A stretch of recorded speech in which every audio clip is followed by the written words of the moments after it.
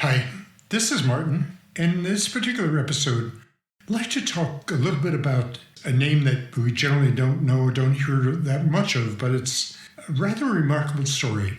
Saint Januarius. Saint Januarius was born around 272. He was a bishop of Benevento, which is close to Naples in Italy. He was martyred around 305 by the Emperor Diocletian. Actually, the end result is they tried to kill him a couple of other different ways, he and his companions, but ultimately he was beheaded. It was done actually on September 19th, which is his feast day. The Catholic Church celebrates the feast of St. Januarius. He was a bishop, martyr, and patron saint of Naples. Traditionally on this day, and two other occasions a year, his blood, which is kept in a glass ampullae in the shape of a rounded cruet, it liquefies. Ampullae is nothing other than a sealed container. In this, it's like a cruet, and it's sealed, and the liquid is inside. According to documentation cited by the Italian media Famiglia Cristiana, the miracle has been taking place since at least 1389, which it could have been going on much earlier than that, but that's the first instance on record.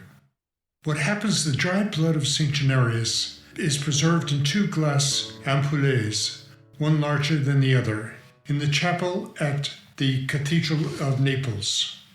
The Church believes that the miracles taking place is actually a response to the dedication and prayers of the faithful.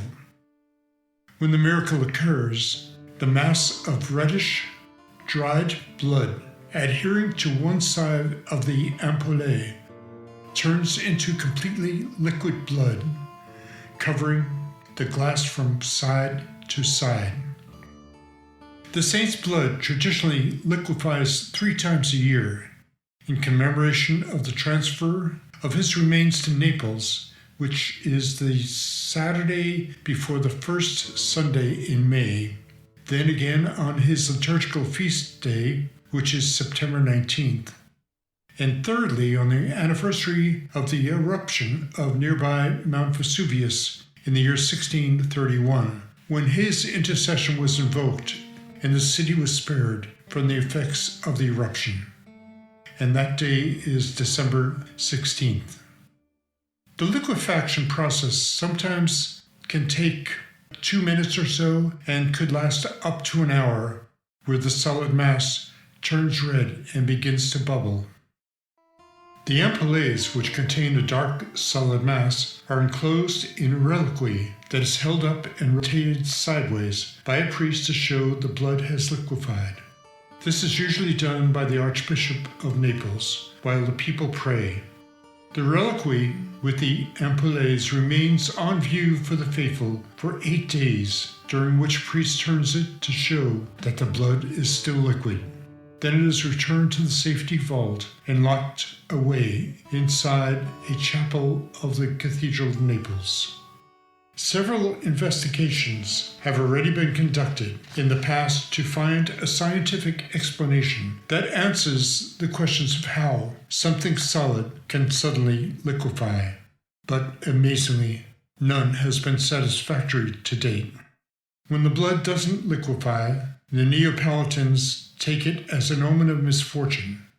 The blood did not liquefy in September 1939, 1940, 43, 1973, or 1980, nor in the December periods of 2016 and 2020. The relic also remained solid the year Naples elected a communist mayor, but it spontaneously liquefied when the late Archbishop of New York, Cardinal Terence Cook, visited the St. Januarius Shrine in 1978. In 2015, while Pope Francis was giving some advice to the religious, priests, and seminarians of Naples, the blood liquefied again. The last time the liquefaction occurred before a pontiff was in 1848 with Pius IX. It did not happen when John Paul II visited the city in October 1979, or in the presence of Benedict XVI in October 2007. Just kind of an amazing story that I found absolutely fascinating, and most people, as I mentioned, do not know who St. Januarius was, but this is an incredible story that probably, if it doesn't get out more often, I mean, certainly for the people in Naples know all about it, but it's something that is probably important for you and I to know as well. So I want to thank you very much for taking the time to listen, and until next time, farewell.